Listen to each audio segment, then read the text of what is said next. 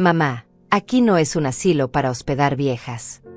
Esas fueron las palabras exactas que salieron de la boca de mi hijo Marcelo cuando toqué la puerta de su casa después del incendio. Yo tenía las cenizas de mi hogar todavía pegadas en la ropa, el olor a humo impregnado en mi cabello gris, y las lágrimas secas marcando surcos en mis mejillas arrugadas. Había perdido todo en una sola noche. Todo menos la esperanza de que mi propio hijo me tendería la mano. Me equivoqué. Ahí estaba yo, Ivana Lemos, 70 años de vida, parada en el umbral de la casa que yo misma había ayudado a pagar durante tantos años, escuchando como mi propia sangre me cerraba la puerta en la cara. El frío de la madrugada se colaba por mi abrigo mojado, pero nada se comparaba con el hielo que sentí recorrer mis venas cuando vi la mirada de desprecio en sus ojos. Los mismos ojos que una vez me miraron con amor incondicional cuando era un niño. ¿Qué dijiste?, le pregunté, porque mi mente se negaba a procesar lo que acababa de escuchar. Marcelo suspiró con fastidio, como si yo fuera una molestia más en su día perfecto. Ya me escuchaste, mamá. Aquí no hay espacio para ti. Busca otro lugar donde quedarte.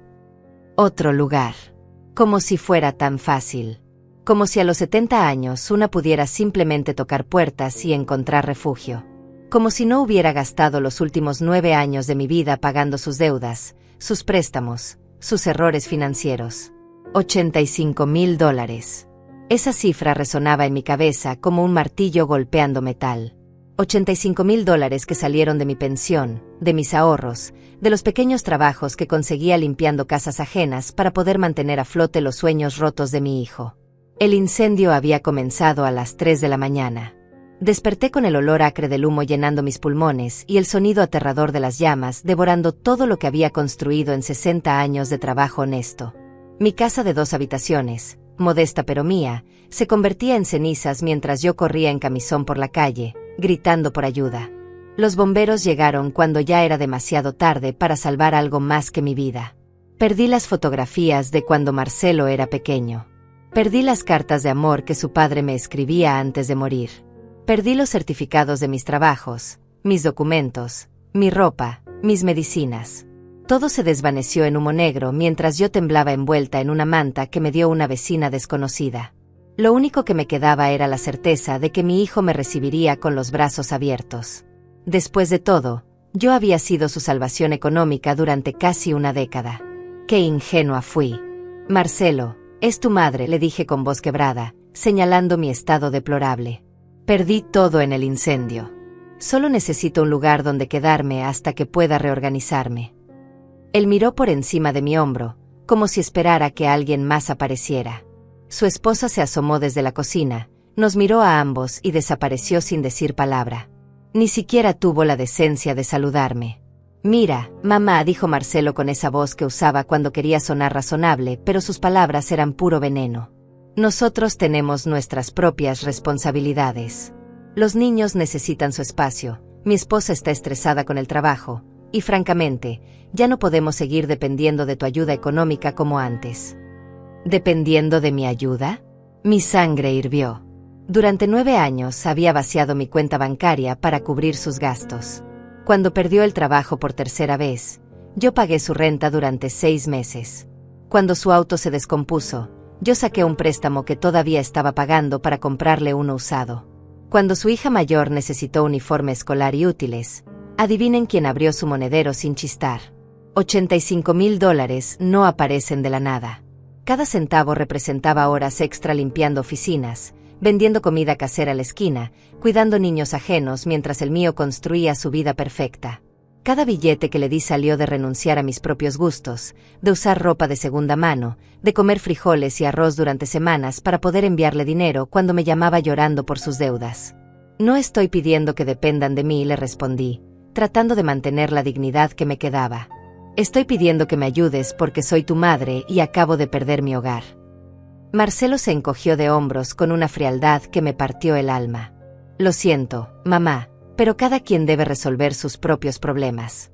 Ya eres una mujer grande, deberías tener tus cosas en orden. Mis cosas en orden. Como si no hubiera gastado mis últimos años poniendo en orden las suyas. Esa noche dormí en un refugio para personas sin hogar. 70 años de vida honesta y terminé en un catre prestado, rodeada de extraños que al menos tuvieron la humanidad de ofrecerme una taza de café caliente y unas palabras amables. Algo que mi propio hijo no pudo darme. Mientras miraba el techo agrietado de aquel lugar, tomé una decisión que cambiaría todo para siempre. Esa primera noche en el refugio, mientras escuchaba los ronquidos de extraños a mi alrededor, mi mente viajó hacia atrás en el tiempo. Cerré los ojos y pude sentir nuevamente el aroma dulce del cabello de Marcelo cuando tenía 5 años y se quedaba dormido en mi regazo después de que le leyera sus cuentos favoritos. Sus deditos pequeños siempre buscaban mi mano, aferrándose a ella como si fuera su único refugio en el mundo. «Mami, cuando sea grande voy a comprarte una casa enorme», me susurraba con esa voz de niño llena de sueños imposibles. «Y vamos a tener un jardín con flores de todos los colores, y tú nunca más vas a tener que trabajar tan duro». Yo le acariciaba su cabecita oscura y le creía cada palabra, porque en sus ojos infantiles veía amor puro, sincero, incondicional. ¿Dónde se fue ese niño que me prometía el mundo? Recordé cuando tenía 8 años y se enfermó de neumonía. Pasé noches enteras despierta, midiendo su temperatura cada hora, llevándolo cargado al hospital cuando la fiebre no bajaba. Trabajaba de día limpiando casas y de noche cuidándolo, durmiendo apenas 2 o 3 horas entre turnos. Su padre había muerto cuando Marcelo tenía 3 años, así que éramos solo él y yo contra el mundo. «No te vayas, mami», me decía con voz ronca cuando la fiebre lo deliraba. «Prométeme que nunca te vas a ir». Le tomaba su manita ardiente entre las mías y le juraba que siempre estaría ahí para él, que nada ni nadie podría separarme de mi hijo. Qué ironía que ahora fuera él quien se alejara de mí. Durante sus años de adolescencia fui su cómplice y su refugio. Cuando reprobó matemáticas en segundo de secundaria, yo pagué clases particulares que costaban la mitad de mi sueldo mensual.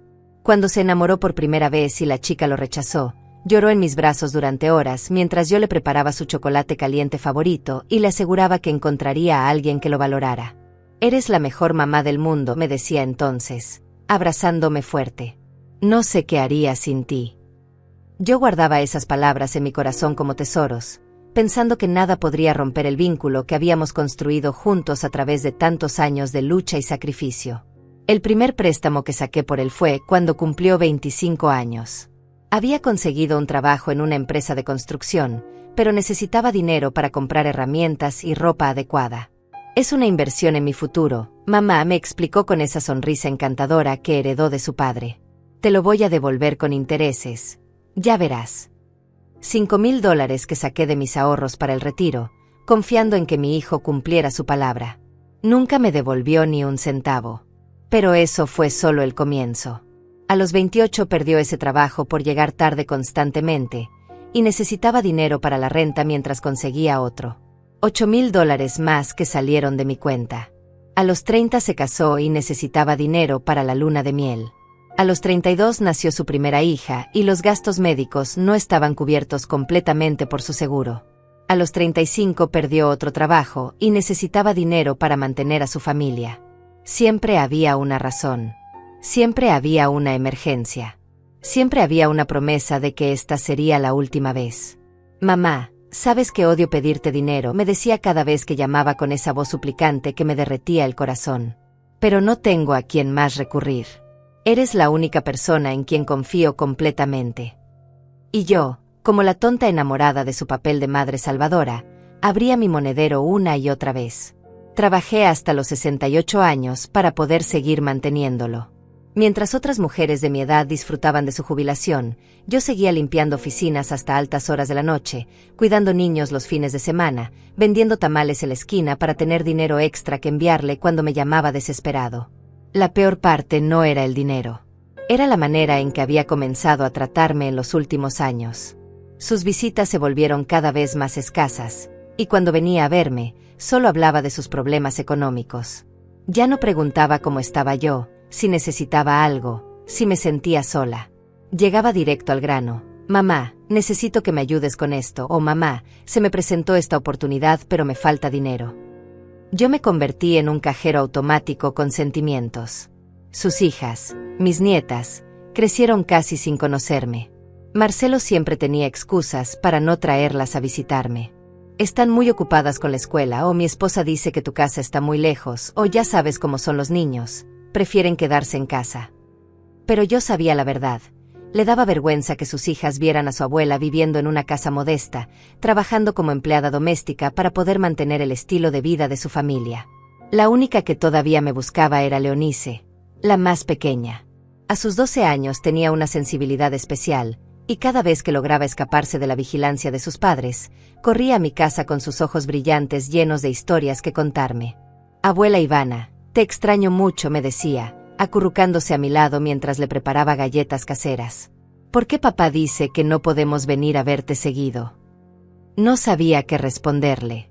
No podía decirle que su padre se avergonzaba de mí, que solo me buscaba cuando necesitaba dinero, que había comenzado a verme como una carga en lugar de como la mujer que sacrificó todo por él. El último préstamo que le di fue hace 6 meses. $15,000 para cubrir deudas de tarjetas de crédito que había acumulado comprando cosas innecesarias. «Mamá, si no pago esto van a embargar la casa y mis hijas van a quedar en la calle», me dijo con lágrimas en los ojos. «Te juro por la memoria de mi padre que esta es la última vez que te pido algo». Saqué el dinero de mi fondo de emergencia, el último dinero que me quedaba después de tantos años de dar y dar sin recibir nada a cambio. Se lo entregué con una sonrisa, creyendo ingenuamente que esta vez sería diferente, que finalmente valoraría mi sacrificio. 2 semanas después vi en sus redes sociales las fotos de las vacaciones familiares que se fueron a tomar a la playa. Vacaciones pagadas con mi dinero, mientras yo comía sopa de sobre para ahorrar en gastos. Ahora, acostada en este catre del refugio, con el olor a desinfectante llenando mis fosas nasales y el sonido de la lluvia golpeando las ventanas sucias, entendí finalmente la verdad que había estado negando durante años. Mi hijo no me amaba. Me necesitaba, sí, pero solo como fuente de dinero. Me toleraba, pero solo mientras yo siguiera siendo útil para él. Y cuando el incendio me quitó todo y ya no tuve nada que darle, mostró su verdadera cara.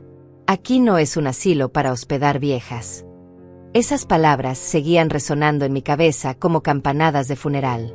Pero algo estaba cambiando dentro de mí. Una furia silenciosa, una determinación que no había sentido en décadas, comenzaba a crecer en mi pecho como una semilla que finalmente encuentra la luz después de años enterrada en la oscuridad.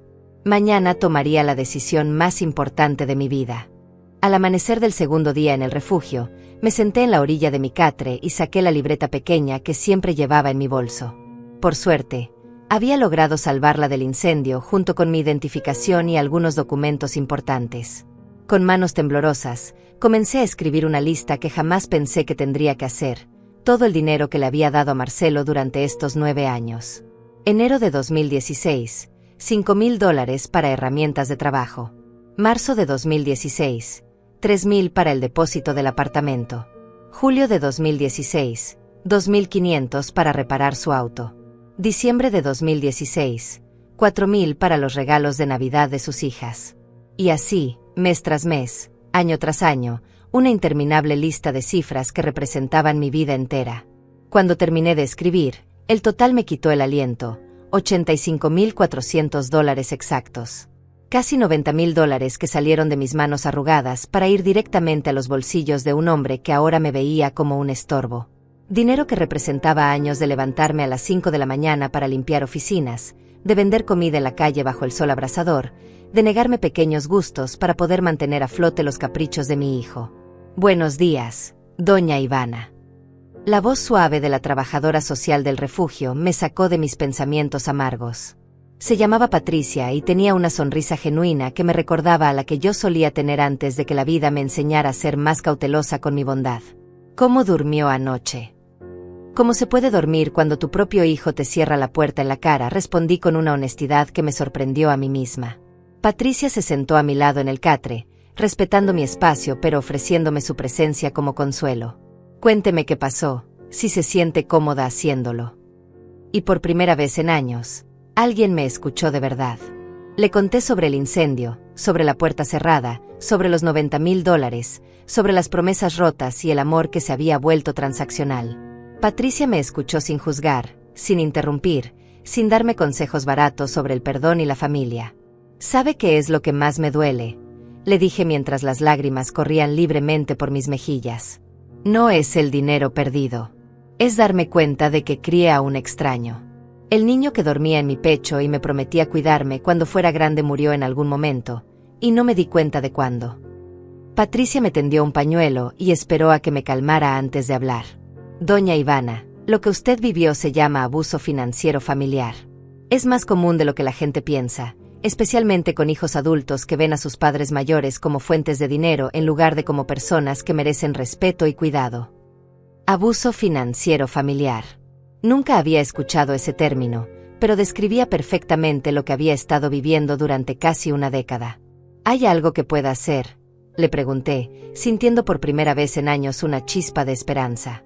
¿Alguna manera de recuperar aunque sea parte de lo que le di? Legalmente, es complicado si los préstamos no están documentados, me explicó Patricia con gentileza. Pero hay otras opciones. Lo más importante ahora es que usted tome control de su situación financiera. Él tiene acceso a sus cuentas bancarias. Mi sangre se heló. Sí, admití con vergüenza. Le di acceso hace 3 años, cuando tuve una cirugía menor y necesitaba que alguien manejara mis gastos médicos. Nunca se lo quité. Patricia me miró con preocupación. Doña Ivana, necesitamos cambiar eso inmediatamente. Hoy mismo. Esa tarde fuimos juntas al banco. Patricia me acompañó como apoyo moral mientras yo cerraba las cuentas conjuntas y abría nuevas solo a mi nombre. El empleado bancario, un joven amable llamado Jaime, revisó mis movimientos de los últimos años con cara de asombro. Señora Lemos, veo aquí transferencias muy grandes y frecuentes. ¿Está segura de que todas fueron autorizadas por usted? Le expliqué la situación sin entrar en detalles dolorosos. Jaime me miró con una mezcla de compasión y respeto que no había visto en mucho tiempo. Mi abuela pasó por algo similar con uno de mis tíos, me dijo en voz baja. Lo importante es que usted está tomando control ahora. Eso requiere mucho valor. Valor. Hacía tanto tiempo que nadie me decía que tenía valor. Cuando salimos del banco, me sentía diferente. Más ligera, como si hubiera dejado una carga pesada en esa oficina fría y moderna. ¿Cómo se siente?, me preguntó Patricia mientras caminábamos de regreso al refugio. Asustada, admití. Pero también, libre. Esa noche, mientras cenaba la sopa aguada que servían en el refugio, mi teléfono comenzó a sonar. Era Marcelo. Miré la pantalla iluminada durante largos segundos antes de decidir contestar. Bueno, dije con una voz que no reconocí como mía, más firme de lo que había sonado en años. Mamá, necesito hablar contigo. Su voz sonaba diferente, menos segura. Intenté hacer una transferencia de tu cuenta para pagar la mensualidad del auto y me salió error. ¿Sabes qué pasó? Mi corazón latía tan fuerte que estaba segura de que él podía escucharlo a través del teléfono. Cerré las cuentas conjuntas, le dije simplemente. Silencio. Un silencio tan pesado que podía sentirlo presionando contra mis oídos. ¿Qué hiciste qué? Su voz había cambiado completamente. Ahora había pánico en ella. ¿Por qué harías algo así? Mamá, yo necesito ese dinero para... Para nada, lo interrumpí con una firmeza que me sorprendió. Ya no voy a darte más dinero, Marcelo. Se acabó. Podía escucharlo respirar agitadamente del otro lado de la línea. ¿Estás loca? Sabes en los problemas que me vas a meter. Los únicos problemas en los que estás son los que tú mismo te creaste, le respondí, sintiendo como las palabras salían de mi boca como si hubieran estado esperando años para ser pronunciadas. Durante 9 años te di $85,000, y cuando más te necesité, me cerraste la puerta en la cara. Mamá, lo del otro día. Yo estaba estresado, no pensé bien las cosas. Ven a casa, podemos arreglar esto. Su voz había adquirido ese tono meloso que solía usar cuando quería manipularme. Pero ya no funcionaba. Ya no podía tocar las cuerdas de mi corazón como antes. No, Marcelo. Esta vez no. Me dijiste que aquí no era un asilo para hospedar viejas, ¿recuerdas? Pues tienes razón. No lo es. Pero tampoco soy tu cajero automático personal. Colgué el teléfono antes de que pudiera responder, y por primera vez en años, no me sentí culpable por poner límites. El teléfono no paró de sonar durante las siguientes 3 horas. Marcelo, su esposa, incluso números desconocidos que probablemente eran sus amigos tratando de convencerme de que cambiara de opinión. Después de la 10ª llamada, decidí apagar el teléfono completamente. Necesitaba silencio para pensar, para procesar esta nueva versión de mí misma que estaba emergiendo de las cenizas de mi casa quemada. Esa noche escribí en mi libreta las primeras palabras que no tenían que ver con dinero o sacrificio. Merezco más que esto. Merezco un hijo que me ame por quien soy, no por lo que puedo darle. Merezco vivir mis últimos años con dignidad. Las escribí con letra temblorosa pero decidida, como si estuviera firmando un contrato conmigo misma. Un pacto de amor propio que había tardado 70 años en escribir. Al día siguiente, cuando encendí el teléfono, tenía 74 mensajes sin leer. Todos de Marcelo y su círculo cercano, todos con el mismo tema, que reconsiderara mi decisión, que pensara en la familia, que no fuera tan drástica. Pero también había un mensaje diferente, de un número que no reconocí de inmediato. Abuela Ivana, soy Leonice. Papá no sabe que te estoy escribiendo. ¿Estás bien? Te extraño mucho. Por primera vez en días, sonreí. El mensaje de Leonice me llegó al alma como un rayo de luz en medio de la tormenta más oscura de mi vida. Mi nieta de 12 años, la única que todavía me buscaba con amor genuino, había encontrado la manera de contactarme a pesar de las prohibiciones de su padre. Le respondí inmediatamente. Estoy bien, mi niña hermosa. Te amo mucho. ¿Cómo conseguiste mi número? Su respuesta llegó minutos después. Lo tengo guardado desde hace tiempo. Papá está muy enojado, dice cosas feas de ti. Pero yo sé que eres la mejor abuela del mundo. ¿Es verdad que tu casa se quemó? Le confirmé lo del incendio, pero le aseguré que estaba a salvo y que pronto tendría un lugar mejor donde vivir. ¿Puedo ir a verte?, me escribió. Mamá va a llevarme al centro comercial mañana. Podría escaparme un ratito. Mi corazón se partió al imaginar a mi nieta pequeña arriesgándose a meterse en problemas solo por verme. Le dije que no era seguro, que esperara a que yo encontrara una manera de que pudiéramos vernos sin causarle problemas con sus padres. Pero Leonice tenía la misma terquedad que yo había tenido a su edad. Al día siguiente, mientras estaba en el comedor del refugio tomando café aguado y planificando mis próximos pasos, Patricia se acercó con una sonrisa misteriosa. Doña Ivana, tiene una visitante muy especial esperándola en la recepción. Mi corazón se aceleró. Ahí estaba mi nieta, parada junto a una mujer mayor que no reconocí de inmediato, con sus ojos grandes llenos de lágrimas y una pequeña mochila rosa en sus hombros. «Abuela Ivana», gritó corriendo hacia mí con los brazos abiertos. La abracé tan fuerte que temí lastimarla, respirando el aroma dulce de su champú y sintiendo como sus bracitos delgados me rodeaban con todo el amor del mundo. «¿Cómo llegaste aquí, mi amor?», le pregunté mientras secaba sus lágrimas con mis manos temblorosas. La mujer mayor se acercó con una sonrisa cálida. «Yo la traje», dijo con voz gentil. «Soy Irene Martínez. Vivo en la casa de al lado de donde vivía usted antes del incendio. Esta niña apareció en mi puerta esta mañana preguntando por usted». Irene tenía 65 años y una cara bondadosa marcada por arrugas que hablaban de una vida de sonrisas genuinas. Leonice me contó toda la situación, continuó. «Y déjeme decirle, doña Ivana, que lo que ese hijo hace con usted es una vergüenza. Yo perdí a mi madre hace 5 años, y daría cualquier cosa por tener un día más con ella». Nos sentamos en un rincón del comedor, y Leonice me contó entre susurros lo que había estado pasando en su casa desde que yo corté el apoyo económico. «Papá está como loco», me dijo con sus ojos grandes llenos de preocupación. «Grita mucho, dice que por tu culpa no va a poder pagar el auto. Mamá está triste todo el tiempo. Y mis hermanas preguntan por qué ya no vienes a visitarnos». «¿Qué les dijeron sobre mí?», le pregunté, aunque temía la respuesta. Leonice bajó la mirada.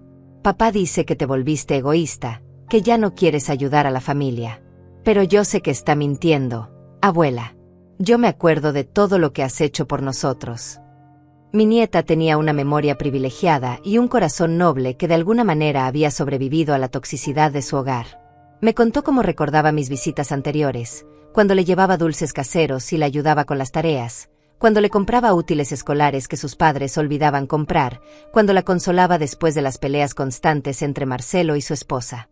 «La semana pasada escuché a papá hablando por teléfono», me susurró Leonice, mirando alrededor para asegurarse de que nadie más pudiera oír. «Le decía a alguien que tenía que encontrar la manera de obligarte a abrir la cuenta otra vez. Dijo algo sobre abogados y sobre hacerte firmar papeles». Un frío helado recorrió mi columna vertebral. ¿Marcelo estaba planeando algún tipo de acción legal para forzarme a seguir manteniéndolo? ¿Tenía algún documento firmado por mí que pudiera usar en mi contra? Mi mente comenzó a repasar todos los préstamos que le había dado, tratando de recordar si había firmado algo comprometedor. Irene, que había estado escuchando en silencio, se inclinó hacia adelante. Doña Ivana, yo trabajé 30 años como secretaria en un bufete de abogados antes de jubilarme. Si me permite darle un consejo, debería consultar con un abogado especializado en derecho de familia. Hay leyes que protegen a los adultos mayores contra el abuso financiero. No tengo dinero para pagar un abogado, admití con vergüenza.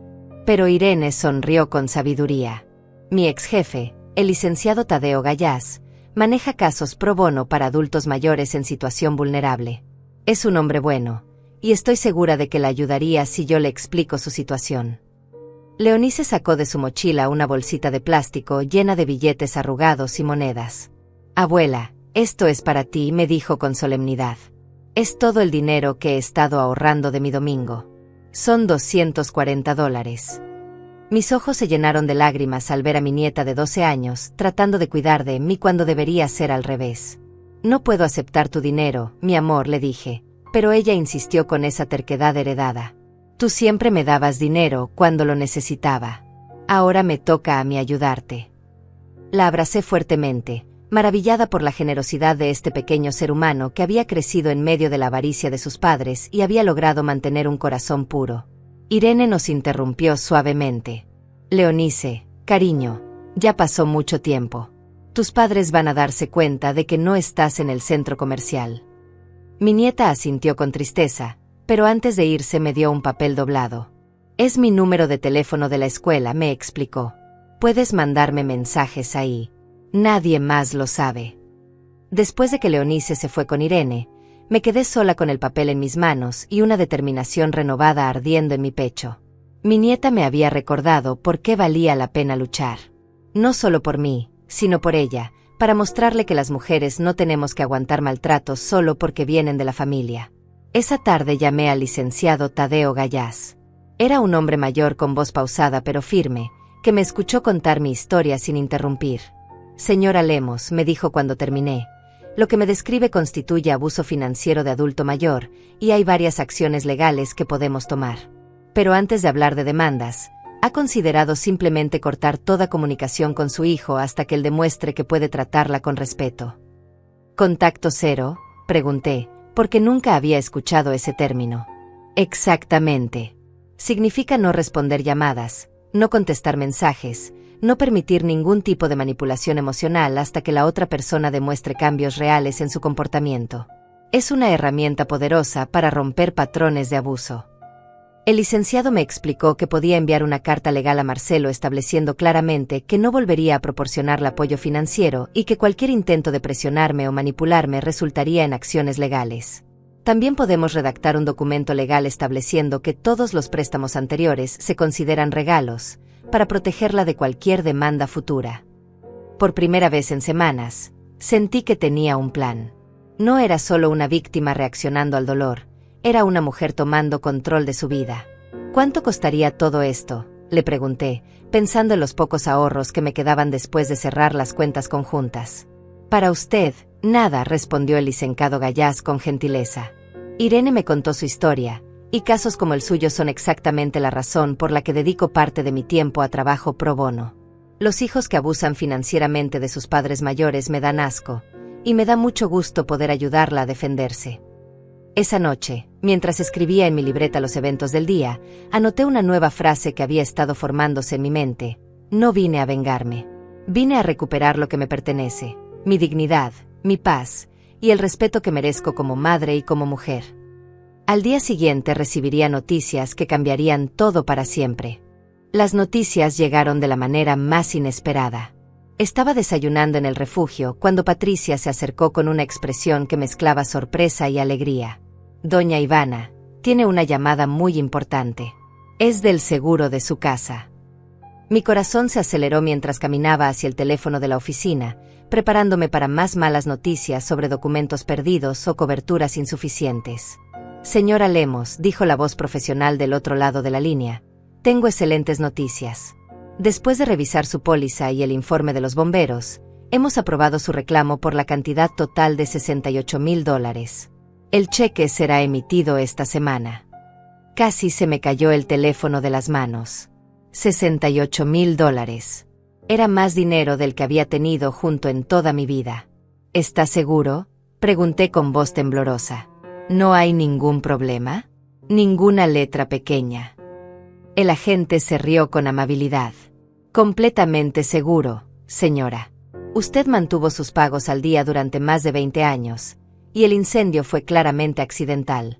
Es un proceso estándar. Cuando colgué, me quedé parada en esa oficina pequeña y gris, sintiendo como todo mi mundo cambiaba en un instante. Ya no era una mujer sin hogar dependiendo de la caridad. Tenía los recursos para reconstruir mi vida completamente, para tomar decisiones basadas en lo que yo quería, no en lo que podía permitirme.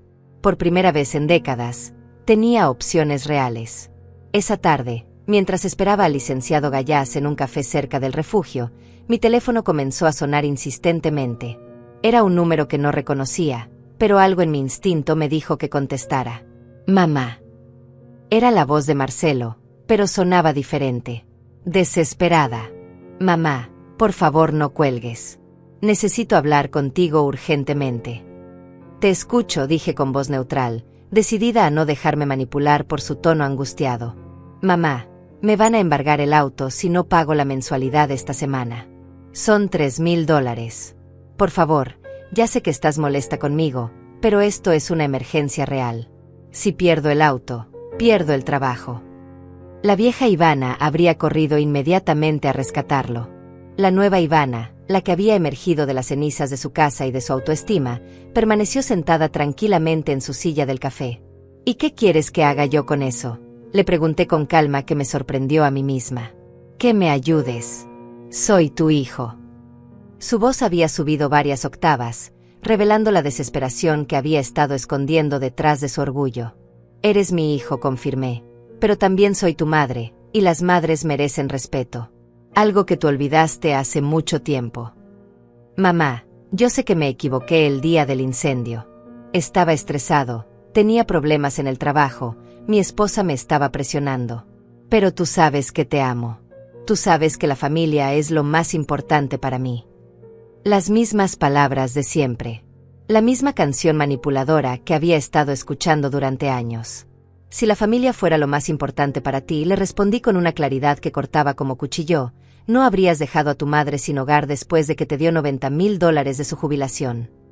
Silencio al otro lado de la línea. Un silencio pesado que se extendía como una confesión involuntaria de culpabilidad. Mamá. Comenzó con voz quebrada, pero lo interrumpí. No, Marcelo. Esta vez me escuchas tú a mí. Durante 9 años vacié mis ahorros para mantener tus caprichos. Trabajé hasta los 68 años para poder seguir dándote dinero. Me negué pequeños gustos, comí frijoles durante semanas, usé ropa de segunda mano, todo para que tú pudieras vivir cómodamente. Mi voz se hizo más fuerte con cada palabra, alimentada por años de frustraciones silenciadas. Y cuando más te necesité, cuando perdí todo en el incendio, me dijiste que tu casa no era un asilo para hospedar viejas. Esas fueron tus palabras exactas. ¿Las recuerdas? Pero mamá, yo... No terminé de hablar, le grité, y varias personas en el café voltearon a mirarme. Bajé la voz, pero mantuve la firmeza. Ahora resulta que tienes una emergencia y vienes corriendo a buscarme. No porque me extrañes, no porque te preocupes por cómo estoy, sino porque necesitas dinero otra vez. No es solo por el dinero, murmuró, pero ambos sabíamos que era mentira. Ah, no. Entonces dime, Marcelo, ¿cuándo fue la última vez que me preguntaste cómo estaba? ¿Cuándo fue la última vez que me visitaste sin pedirme dinero? ¿Cuándo fue la última vez que trajiste a mis nietas solo porque querías que pasaran tiempo con su abuela? No pudo responder porque no había respuesta. Llevaba años siendo invisible para él excepto cuando su billetera estaba vacía. Mamá, por favor, suplicó finalmente. Solo esta vez más. Te prometo que después todo va a cambiar. Voy a ser el hijo que mereces. Marcelo, le dije con una tristeza profunda pero definitiva, me has hecho esa promesa 11 veces en los últimos 2 años. Tengo una libreta donde las anoto todas. 11 promesas rotas de que ibas a cambiar, de que esta sería la última vez, de que ibas a valorar mi sacrificio. El licenciado Gallás acababa de entrar al café y me hacía señas desde la entrada. Me tengo que ir, le dije a Marcelo. Pero antes de colgar, quiero que sepas algo. Conseguí el dinero del seguro de la casa. $68,000. Dinero suficiente para empezar una vida nueva, para vivir mis últimos años con dignidad. Podía escuchar cómo se le cortaba la respiración del otro lado. ¿68,000? Preguntó con una avaricia que no pudo ocultar. Mamá, eso es maravilloso. Con esa cantidad podríamos resolver todos mis problemas y tú podrías venir a vivir con nosotros. Podríamos ser una familia otra vez. No, Marcelo.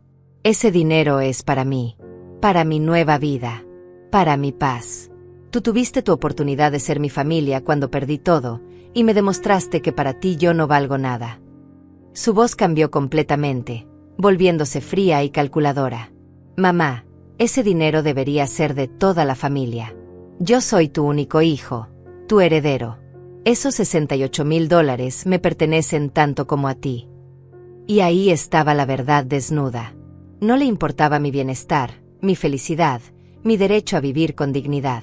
Solo le importaba el dinero que podía sacarme. Adiós, Marcelo, le dije con una calma que no sabía que poseía.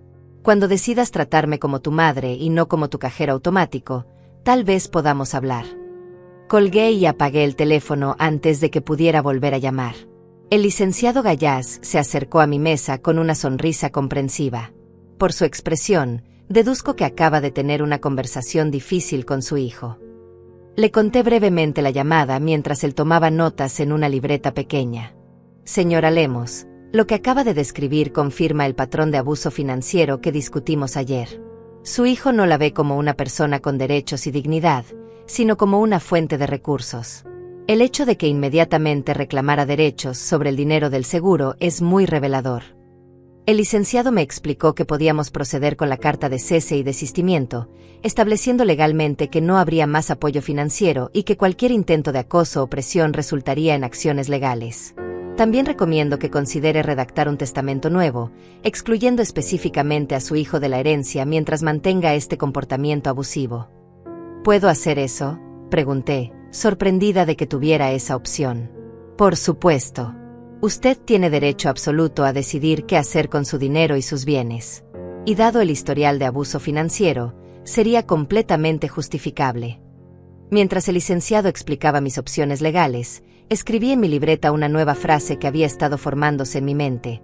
No necesito permiso para empezar de nuevo. No necesito permiso para valorarme.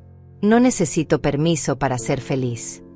Esa noche, en mi último día en el refugio, supe que al día siguiente comenzaría la verdadera transformación de mi vida. No solo tenía dinero para empezar de nuevo, tenía algo más valioso, la certeza absoluta de que merecía algo mejor. Y estaba dispuesta a luchar por ello. El cheque del seguro llegó exactamente una semana después, y cuando lo tuve en mis manos temblorosas, sentí que sostenía algo más que dinero, sostenía mi libertad. $68,000 que representaban la posibilidad de escribir un nuevo capítulo en mi vida, uno donde yo fuera la protagonista y no la víctima. Patricia me acompañó al banco para depositar el cheque, y cuando el cajero confirmó que los fondos estaban disponibles, por primera vez en meses sonreí con ganas genuinas. ¿Cuál es su plan ahora, doña Ivana?, me preguntó Patricia mientras salíamos del banco. Había estado pensando en esa pregunta durante días. Primero, encontrar un lugar donde vivir. Algo pequeño pero mío, donde nadie pueda decirme que no soy bienvenida. Habíamos visto varios apartamentos durante la semana, y había uno en particular que me había enamorado. Un estudio en un edificio tranquilo, con una ventana grande que daba a un parque pequeño donde los niños jugaban por las tardes. El apartamento costaba $1,200 de depósito y $800 mensuales de renta. Era perfecto para mí, cerca del transporte público, en un barrio seguro, con una pequeña cocina donde podría volver a preparar mis comidas favoritas. Cuando firmé el contrato de arrendamiento, escribiendo Ivana Lemos con letra firme en cada página, sentí que estaba firmando mi declaración de independencia. Esa tarde, mientras compraba los muebles básicos para mi nuevo hogar, mi teléfono sonó constantemente. Mensajes de Marcelo, de su esposa, de números desconocidos que probablemente eran sus amigos o familiares. Todos con el mismo tema, que reconsiderara mi decisión, que pensara en la familia, que no fuera cruel con mi propio hijo. Pero había una diferencia importante en los mensajes más recientes. Ya no solo pedían dinero, ahora me amenazaban sutilmente. «Mamá, espero que sepas lo que estás haciendo», decía uno de los mensajes de Marcelo. «Cortar los lazos familiares tiene consecuencias.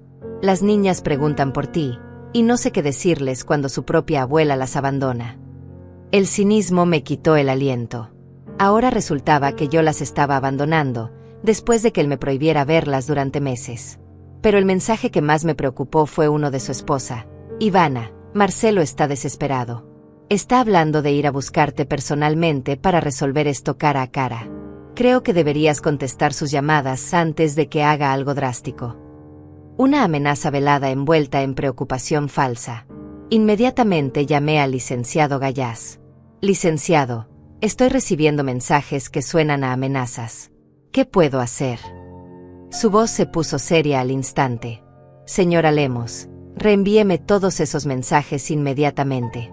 Vamos a documentar todo. Si su hijo aparece en su nuevo domicilio sin ser invitado, llame a la policía de inmediato. No permita ningún tipo de intimidación». Esa noche, en mi nuevo apartamento, me senté en el sofá pequeño que había comprado y miré alrededor de mi nuevo hogar. Era modesto, pero era mío. Nadie podía echarme, nadie podía hacerme sentir como una carga, nadie podía tratarme como un estorbo. Por primera vez en años, estaba en un lugar donde podía respirar tranquila. Escribí en mi libreta: «Se acerca el día en que dejarán de subestimarme. Ese día es hoy». Al día siguiente me desperté temprano y decidí hacer algo que había estado posponiendo: ir a buscar a Leonice a la salida de su escuela. Necesitaba asegurarme de que mi nieta estuviera bien, y quería que supiera que aunque había cortado contacto con su padre, mi amor por ella permanecía intacto. La vi salir del edificio escolar con su uniforme impecable y su mochila rosa, buscando entre la multitud de padres y abuelos que recogían a sus hijos. Cuando me vio, sus ojos se iluminaron como estrellas. «Abuela Ivana», gritó corriendo hacia mí, y en ese momento supe que había tomado la decisión correcta. «Mi niña hermosa», le dije abrazándola fuerte, «¿cómo has estado?». Nos sentamos en una banca del parque frente a la escuela, y Leonice me contó con susurros lo que había estado pasando en su casa. «Papá está muy enojado todo el tiempo. Ayer gritó tanto que la señora del lado vino a preguntar si estábamos bien. Mamá llora mucho, y mis hermanas están asustadas». Mi corazón se partió al imaginar a mis otras nietas viviendo en ese ambiente de tensión y violencia emocional. «¿Tu papá ha dicho algo sobre mí?», le pregunté, aunque temía la respuesta. Leonice asintió con tristeza. «Dice que te volviste mala, que ya no quieres a la familia. Pero yo le dije que estaba mintiendo, que tú eres la persona más buena del mundo». «¿Y qué te dijo cuando le dijiste eso?». Leonice bajó la mirada. «Me castigó sin televisión durante una semana. Dijo que no debía defender a una mujer egoísta que había abandonado a su familia». Sentí una furia ardiente crecer en mi pecho. Marcelo estaba manipulando a sus propias hijas, llenándolas de mentiras sobre mí para justificar su comportamiento abusivo. «Leonice, mi amor, quiero que entiendas algo muy importante», le dije tomando sus manitas entre las mías. «Yo no abandoné a la familia. Tu papá me abandonó a mí cuando más lo necesitaba. Pero mi amor por ti y por tus hermanas nunca va a cambiar. ¿Entiendes?». Ella asintió con ojos llenos de lágrimas. «¿Puedo ir a verte a tu nueva casa?». «Por supuesto que sí. Pero tenemos que ser cuidadosos. No quiero que te metas en problemas con tus papás». Le di la dirección de mi apartamento y le expliqué cómo llegar en autobús. «Los sábados por la mañana voy al mercado cerca de tu casa. Si puedes escaparte, nos podemos ver ahí». Esa tarde, mientras organizaba mis pocas pertenencias en el apartamento nuevo, recibí una llamada inesperada. Era Irene, mi vecina del barrio anterior. «Doña Ivana, necesito contarle algo importante.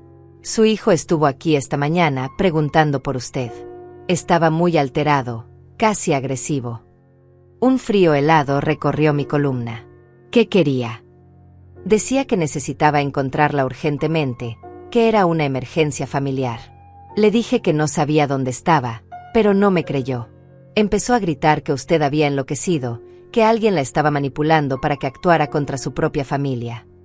Irene me contó que Marcelo había estado tocando puertas en todo el vecindario, preguntando si alguien sabía dónde me estaba quedando. Doña Ivana, ese hombre no está bien. Había algo en sus ojos que me dio miedo. Creo que debería tener mucho cuidado. Esa noche llamé al licenciado Gallás para reportar la situación. Señora Lemos, esto confirma mis peores temores. Su hijo está escalando su comportamiento. Mañana mismo vamos a presentar una orden de restricción temporal. Necesita protección legal antes de que esto vaya más lejos. Mientras escribía en mi libreta los eventos del día, anoté una nueva frase que resumía perfectamente mi situación. No me voy por cobardía. Me voy porque entendí que ya no tengo que quedarme donde no soy querida. Pero también escribí algo más, algo que me llenaba de determinación férrea. Y si cree que me va a intimidar para que regrese a ser su cajero automático, se equivoca completamente. Esta vez, la que tiene el poder soy yo. Al día siguiente descubriría hasta dónde estaba dispuesto a llegar Marcelo para recuperar su fuente de dinero. Y yo descubriría hasta dónde estaba dispuesta a llegar para proteger mi nueva vida. La batalla final estaba a punto de comenzar. El enfrentamiento llegó exactamente como Irene había predicho. Era martes por la mañana, apenas las 7:30, cuando escuché golpes furiosos en la puerta de mi apartamento. Golpes que no pedían permiso, que exigían atención inmediata. Mi corazón se aceleró porque reconocí inmediatamente el patrón. Golpes cortos, insistentes, llenos de ira mal contenida. Era Marcelo. Mamá, abre esta puerta ahora mismo. Su voz atravesaba la madera como una daga, cargada de una autoridad que creía tener sobre mí. Sé que estás ahí. Tenemos que hablar. Me quedé paralizada por un momento, sintiendo como el miedo ancestral de una madre ante la ira de su hijo me recorría las venas. Pero entonces recordé las palabras del licenciado Gallás. No le debía nada a nadie, y mucho menos acceso a mi hogar y mi paz. Marcelo, vete de aquí, le dije con voz firme pero sin abrir la puerta. No tienes derecho a venir a mi casa sin ser invitado. Los golpes se intensificaron, ahora acompañados de patadas que hacían temblar el marco. No me digas qué derechos tengo. Soy tu hijo. Mi herencia está en esa cuenta bancaria y no vas a robarme lo que me pertenece. Ahí estaba la verdad desnuda otra vez. No había venido a pedirme perdón, a tratar de reconstruir nuestra relación, a mostrarme que había cambiado. Había venido a reclamar dinero que consideraba suyo por derecho de sangre. Con manos temblorosas, marqué el número de emergencias mientras él seguía golpeando la puerta como un animal rabioso. Necesito ayuda, le dije al operador. Mi hijo está en la puerta de mi apartamento amenazándome y tratando de entrar por la fuerza. Mientras esperaba a la policía, Marcelo había cambiado de táctica. Su voz ahora sonaba quebrada, manipuladoramente vulnerable. Mamá, por favor, solo abre la puerta. Vamos a hablar como civilizados. Sé que te lastimé, pero puedo cambiar. Solo necesito una oportunidad más. Era la misma canción de siempre, pero esta vez no me llegaba al corazón. Había aprendido a distinguir entre arrepentimiento genuino y manipulación desesperada. Marcelo, si realmente quisieras hablar civilizadamente, habrías llamado para pedirme una cita. No habrías venido a golpear mi puerta como un delincuente. Su máscara se cayó inmediatamente. No soy un delincuente. Soy tu hijo y tengo derecho a hablar contigo. Estás actuando como una loca, mamá. Alguien te está llenando la cabeza de ideas raras. Cuando llegó la policía, encontraron a Marcelo sentado en las escaleras del edificio, fingiendo calma pero con los nudillos ensangrentados de tanto golpear mi puerta. Les expliqué la situación brevemente. Mi hijo había estado abusando financieramente de mí durante años. Lo había cortado económicamente después de que me echara de su casa durante una emergencia, y ahora estaba acosándome para que le diera dinero. El oficial más joven, de apellido Duarte según su placa, me escuchó con atención profesional mientras su compañero hablaba con Marcelo en el pasillo. Señora, ¿tiene usted algún documento que respalde lo que me está contando? Saqué mi libreta donde había estado documentando todo, junto con copias de los mensajes amenazantes que había estado recibiendo. Mi abogado ya está preparando una orden de restricción, le expliqué al oficial Duarte. Pero mi hijo ha escalado su comportamiento. Temo por mi seguridad. El oficial asintió gravemente. Vamos a hacer un reporte completo. Mientras tanto, voy a advertirle que si vuelve a acercarse a usted sin permiso, será arrestado inmediatamente. Desde el pasillo pude escuchar la voz de Marcelo, ahora suplicante, dirigiéndose al otro oficial. Oficial, mi madre está enferma. Alguien la está manipulando para que actúe contra su propia familia. Yo solo quiero ayudarla, pero ella no me deja acercarme. Sentí náuseas al escuchar cómo tergiversaba la realidad, cómo se pintaba como el hijo preocupado y me retrataba como la madre mentalmente inestable. Cuando el oficial Duarte regresó a mi apartamento, me tranquilizó con información que no esperaba. Señora Lemos, su hijo tiene antecedentes por deudas impagas y un reporte previo por acoso a un prestamista. Su historia no es tan convincente como él cree. Esta revelación me dejó helada. ¿Cuántas cosas sobre la vida de Marcelo había estado ignorando mientras le daba dinero ciegamente? Después de que la policía se fue, llevándose a Marcelo con una advertencia formal de no contacto, me quedé sentada en mi sofá temblando no de miedo, sino de una ira purificadora que había estado conteniendo durante años. Llamé inmediatamente al licenciado Gallás para reportar el incidente. Perfecto, me dijo con satisfacción profesional. Esto acelera todo. Con el reporte policial, puedo tener la orden de restricción lista para mañana. Y señora Lemos, quiero que sepa que lo que hizo hoy requirió mucho valor.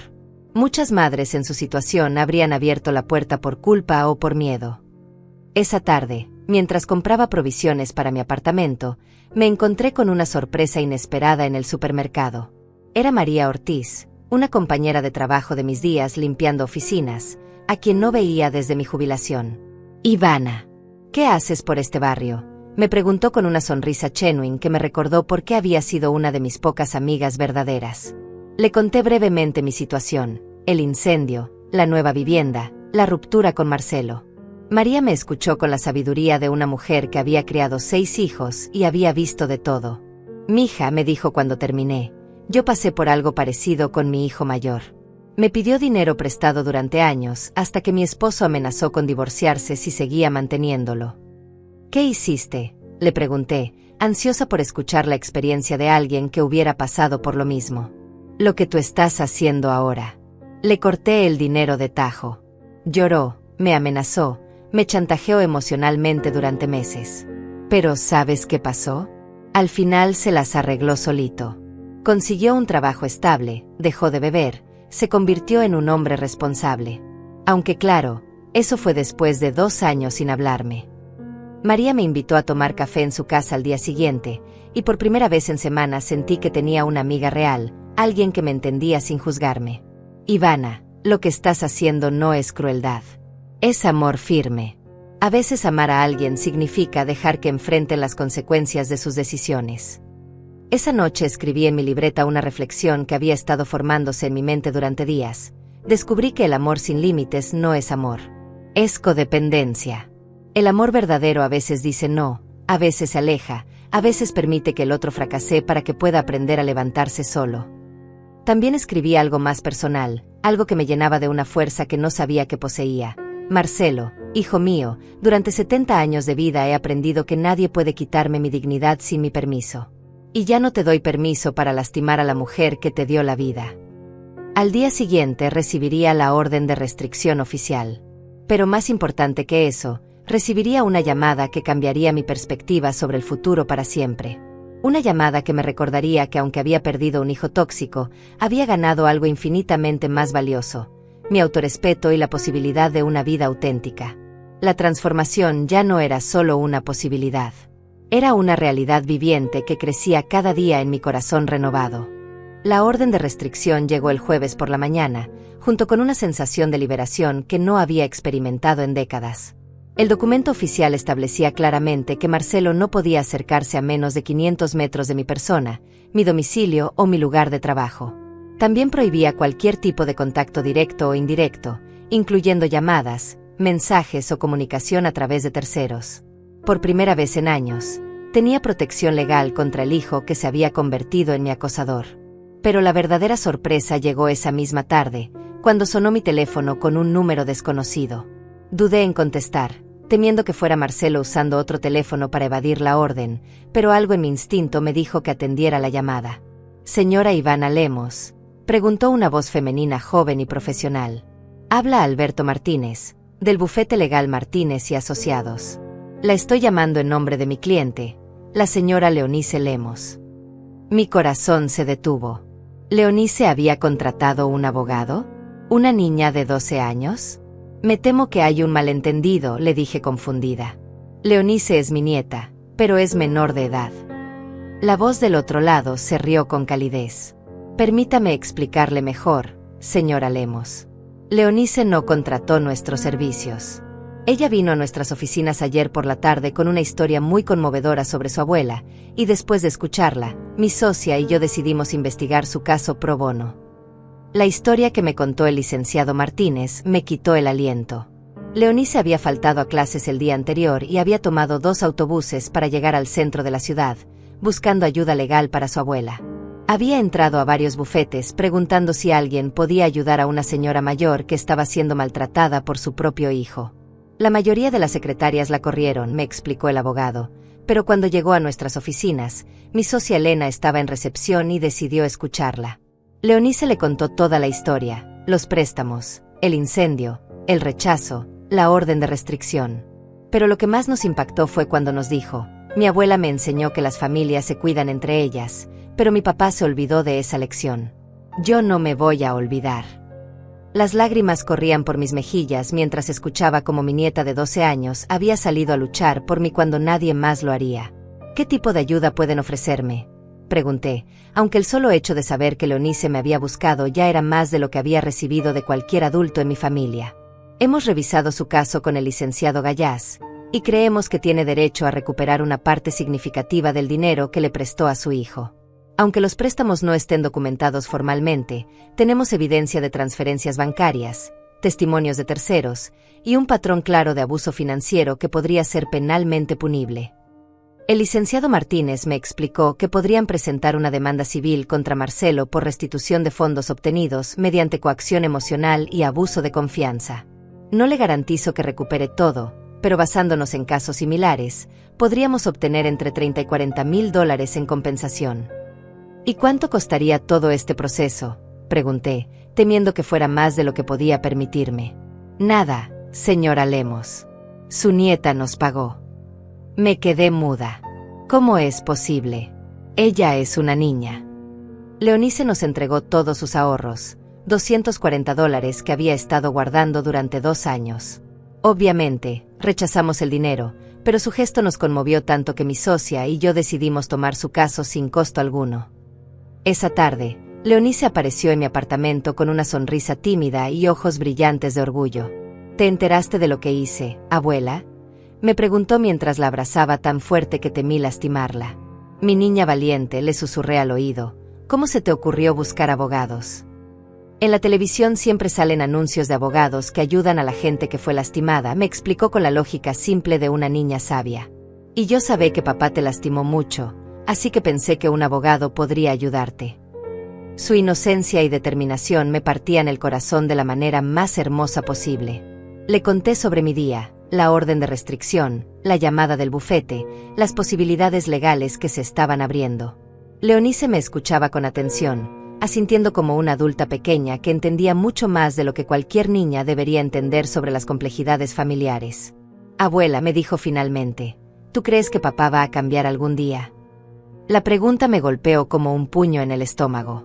Era la misma pregunta que yo me había estado haciendo durante años, la misma esperanza que había alimentado cada vez que le daba dinero pensando que esta vez sería diferente.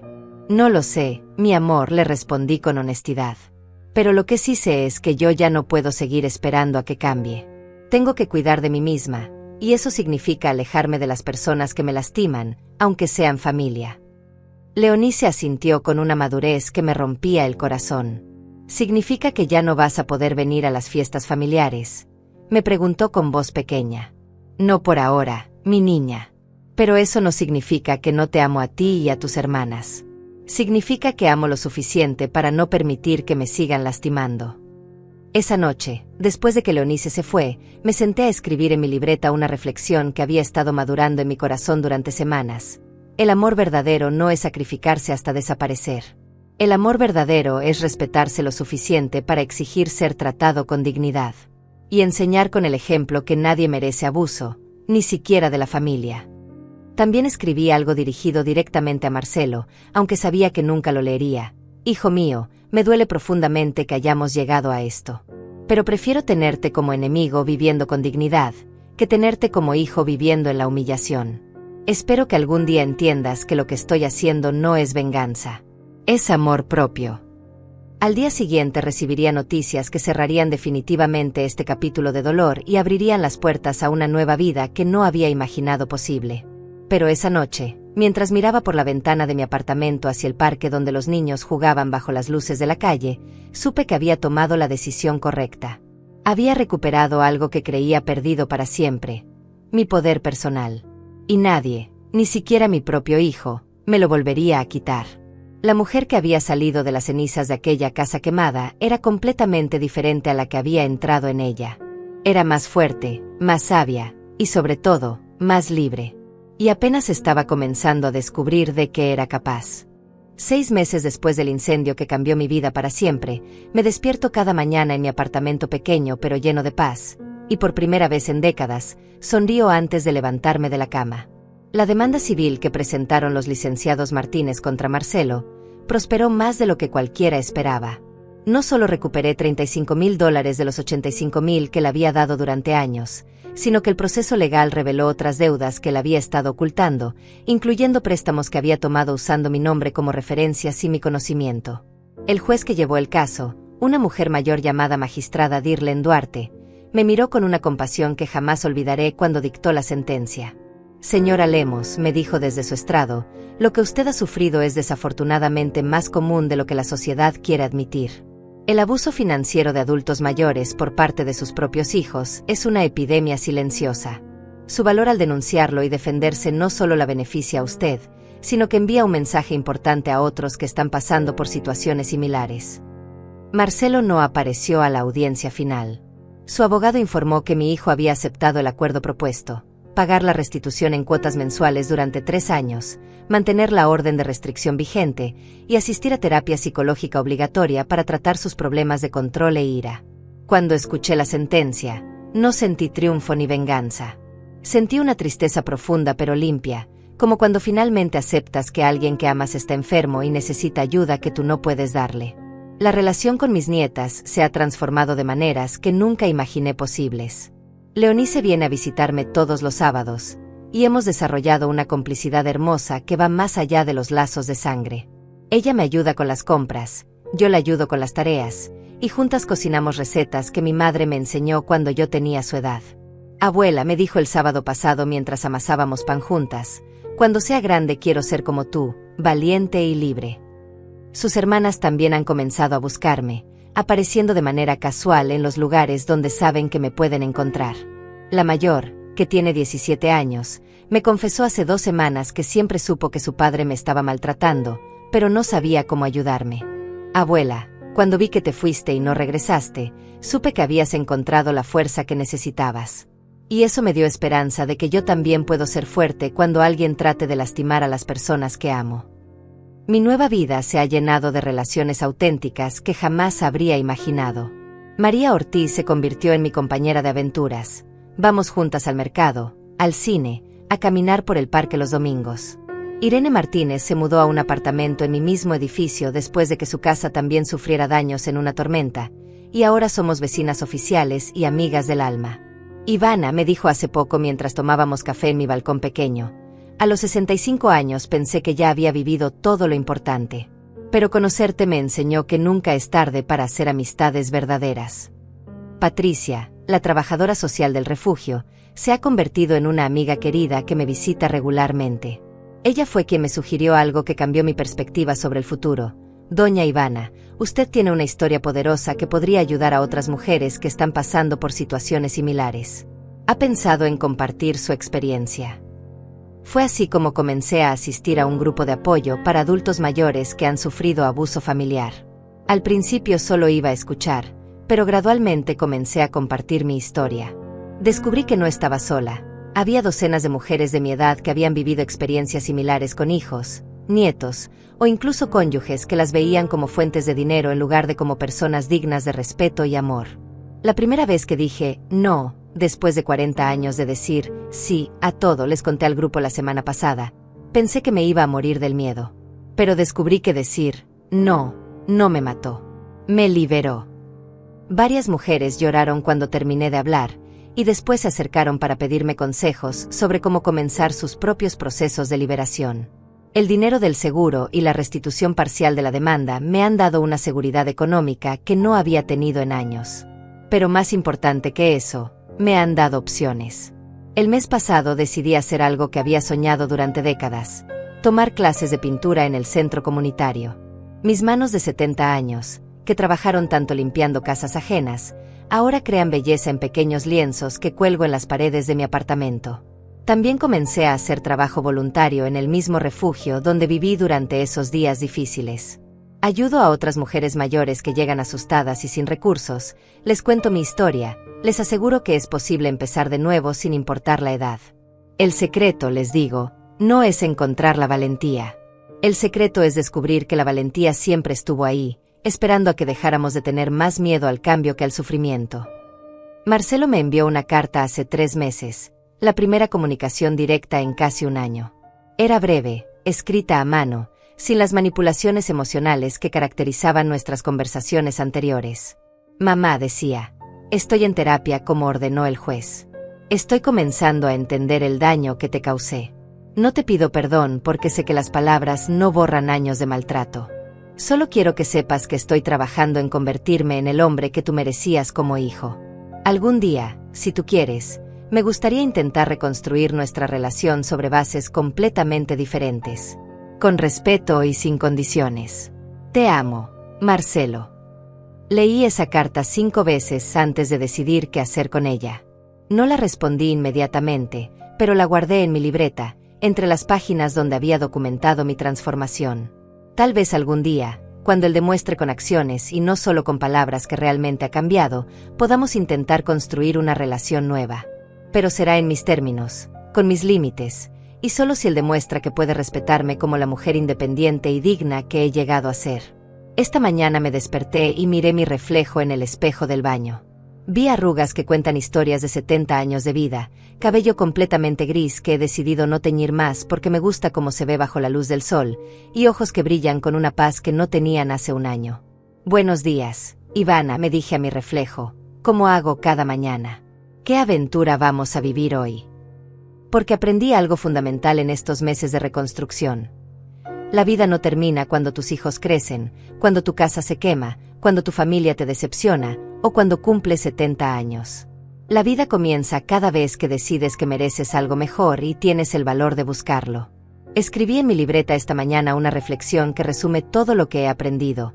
Al final, no es la pensión ni la casa ni el dinero lo que te define como persona. Es tu capacidad de levantarte una y otra vez, de poner límites cuando necesitas protegerte, de amar sin perderte a ti misma en el proceso.